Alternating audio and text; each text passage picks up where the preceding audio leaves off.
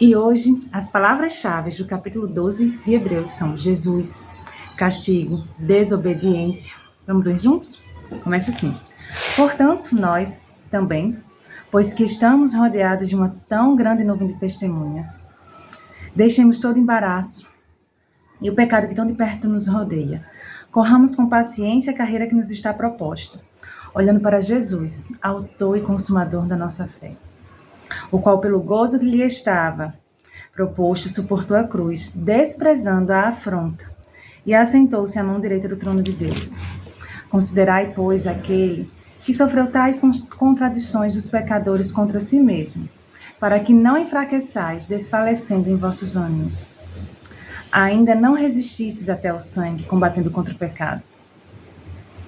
E já vos esquecestes da exortação que, como a filhos, argumenta convosco, dizendo: Filho meu, não desprezes a correção do Senhor, nem desmaies quando por ele fores repreendido, porque o Senhor corrige o que ama, e açoita qualquer que recebe por filho.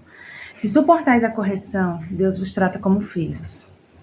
Porque que filho há a quem o Pai não corrija?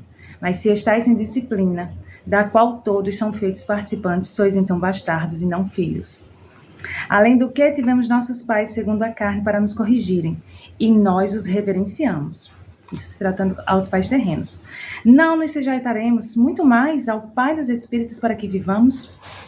Porque aqueles, na verdade, por um pouco de tempo nos corrigiam como bem lhes parecia.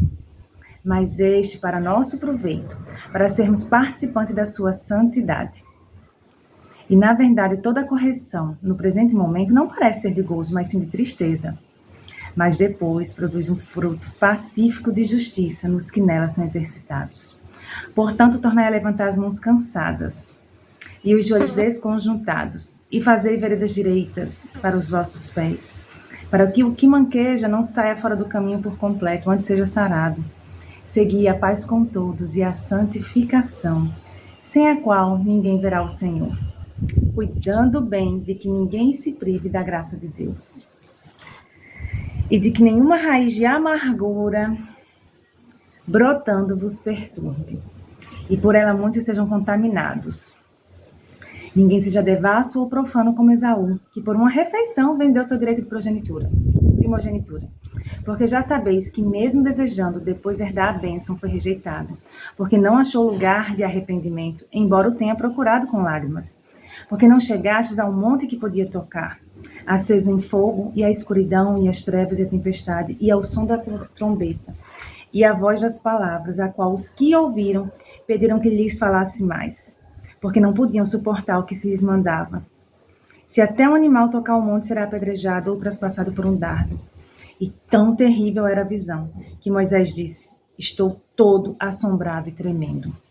Mas chegastes ao monte Sião e à cidade do Deus vivo, Jerusalém celestial, e a companhia de milhares de anjos, a universal assembleia e igreja dos primogênitos, cujos nomes estão inscritos nos céus, e a Deus, o juiz de todos, e aos espíritos dos justos aperfeiçoados, e a Jesus, o mediador de uma nova aliança, e ao sangue da aspersão, que fala melhor que o de Abel. Vede que não rejeiteis ao que fala. Porque se não escaparam aqueles que rejeitaram que na terra os advertia, muito menos nós. Se nos desviarmos daquele que é dos céus, a voz do qual então moveu a terra, mas agora anunciou dizendo: Ainda uma vez eu comoverei, não somente a terra, senão também o céu. E esta palavra, ainda uma vez, declara a mudança das coisas mutáveis como coisas feitas, para que as que são imutáveis permaneçam. Assim que, tendo recebido um reino que não pode ser abalado, retenhamos a graça pela qual servamos a Deus, lhe agradando com temor e reverência, porque o nosso Deus é como um fogo consumidor. Amém? O fogo de Deus consumirá tudo aquilo que não seja fé em Cristo e na cruz. E uma pessoa só pode servir a Deus por meio da graça, cuja fonte é Cristo e cujo meio é a cruz. Vou repetir, uma pessoa só pode servir a Deus por meio... Qual é a forma de servir a Deus? Por meio da graça, cuja fonte é Cristo e cujo o meio é a cruz. Amém? Deus abençoe ricamente a sua vida, que você seja profundamente ensinado, porque tem tanto ensino aqui, principalmente para nós pais. Eu digo isso que eu tenho 2 filhos, um adolescente e uma criança, e já ouvi muito palavras de sabedoria que dizia assim: Aline, você quer ser melhor do que Deus? Se Deus corrige o filho que ama, quem é você para não querer corrigir o seu filho?